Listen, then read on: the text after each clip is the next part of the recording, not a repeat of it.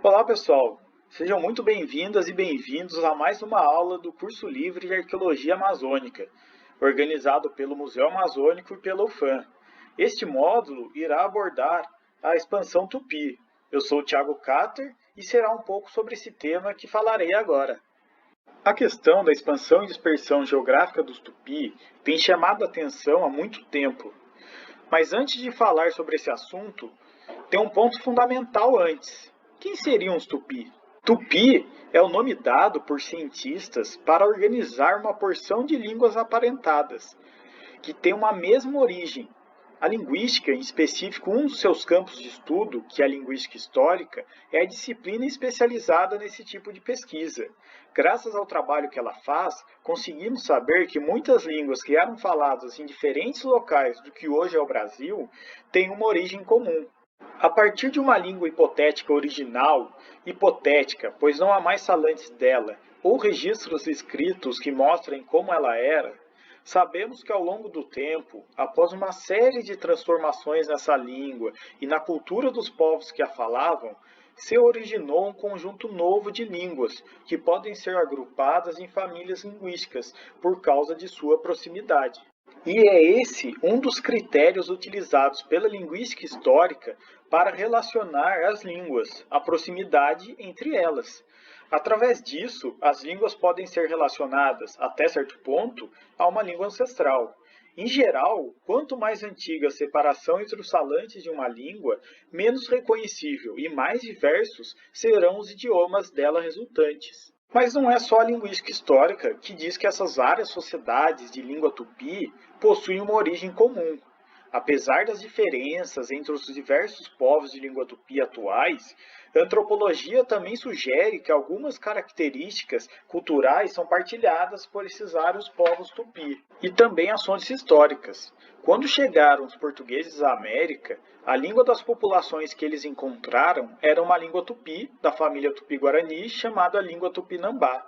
Os próprios conquistadores perceberam, conforme iam avançando no território, que línguas e certos costumes em lugares distantes eram semelhantes. Esses relatos e imagens feitos pelos portugueses à época da colonização são importantes para termos conhecimento do período, mas é preciso levar em conta que elas trazem consigo uma visão parcial e enviesada a respeito dos povos indígenas. Só um ponto importante é que nem sempre essas pessoas se reconheciam como membros de um mesmo grupo, só por falarem línguas que tinham uma origem comum. Mas então, como a arqueologia pode colaborar na compreensão desse tema? Vamos antes olhar para esse mapa.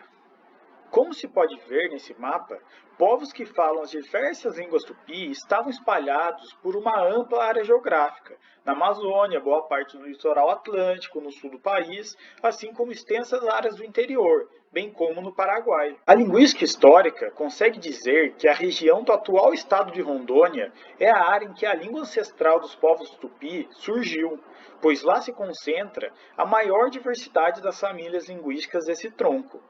A arqueologia, ao trabalhar em conjunto com a antropologia, a história, a linguística histórica, pode dar sua contribuição. A arqueologia ajuda a entender como foi a história por trás dessa expansão, através do estudo das características das cerâmicas arqueológicas, dos padrões de reocupação das áreas, do tipo de vida que esses povos levavam, o que cultivavam e comiam, como enterravam seus mortos, como construíam as aldeias que eles viviam. A arqueologia tenta, assim, encontrar semelhanças e comparar esses elementos e características que eu citei em vários sítios arqueológicos, para conseguir identificar como, quando, onde e o porquê isso ocorreu. Por exemplo, as pesquisas arqueológicas podem mostrar que os falantes de algumas famílias linguísticas, os Tupi-Guarani, por exemplo, já estavam dispersos por alguns locais do atual território brasileiro há aproximadamente 2000 anos, que foi um longo processo que não ocorreu rapidamente. Além disso, a arqueologia consegue mostrar que a expansão desses falantes de Tupi não ocorreu após elas abandonarem outras áreas, o que caracterizaria uma migração, mas por outros motivos, como crescimento demográfico, separação de grupos em uma aldeia, busca de novas áreas para manejo florestal e agricultura, disputa política e outros. As pesquisas também podem encontrar possíveis rotas geográficas e caminhos de movimentação, através da localização de sítios arqueológicos e de suas datações.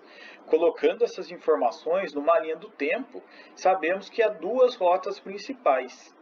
Uma que vai para o sul, passando pelo Pantanal e Paraguai, que em geral associamos à língua guarani, da família Tupi-Guarani, e outra que chega ao Oceano Atlântico, depois de passar pelo rio Amazonas, que as pesquisas geralmente associam aos povos de língua tupinambá, também da família Tupi-Guarani.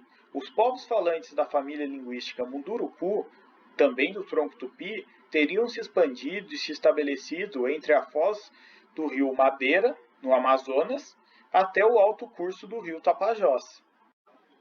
A expansão dos povos falantes de línguas tupi nos mostra como muitas pessoas foram, ao longo do tempo, se mudando e entrando em territórios cada vez mais com características diferentes. É impressionante, no entanto, o tamanho do conhecimento que esses povos adquiriram do seu entorno e como conseguiam estabelecer relações com o ambiente que, longe de serem predatórias, aumentavam sua diversidade e incrementavam suas possibilidades de vida. Vida pautada sempre pelo seu bem viver, ou na língua guarani, tecoporã. No mundo conectado como o de hoje, entender esses processos históricos nos fazem refletir sobre como construir as amplas redes de relações que estabelecemos com as pessoas e com a natureza. Obrigado por assistirem e um ótimo curso para vocês.